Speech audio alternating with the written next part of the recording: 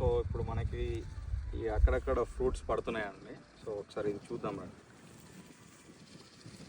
So ఇది మనము ఎలా చూసుకోవాలంటే ఈ మెయిన్ బ్రాంచ్ ఇక్కడ సైడ్ బ్రాంచెస్ వచ్చిన దగ్గర కౌంట్ చేసుకోవాలి. ఇది 1 2 3 4 5 6 7 ఇట్లా స్టెప్స్ కౌంట్ చేసుకొని మనకేందంటే ఈ ఫ్రూట్స్ అనేవి 4 or 5th ప్లేస్లో ఈ పడ్డట్టు అయితే ఇవేంటంటే మంచిగా సైజ్ వస్తాయి, డ్రాప్ కావడానికి అవకాశం తక్కువ ఉంటుంది.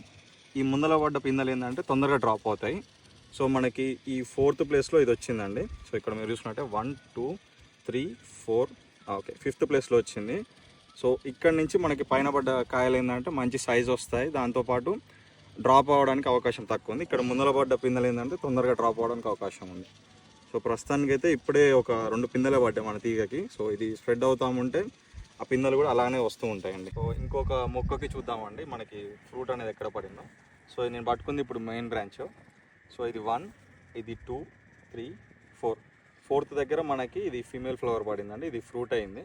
సో ఇక్కడ పడింది ఏంటంటే మంచి సైజ్ వస్తుంది, డ్రాప్ కూడా తక్కువ అవుతుంది అవకాశం దానికి.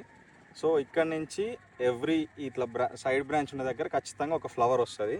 సో కొన్ని అన్ని ఫ్రూట్స్ అవ్వవు. సో కొన్ని మేల్ ఫ్లవర్స్ ఉంటాయి, కొన్ని ఫీమేల్ ఫ్లవర్స్ ఉంటాయి.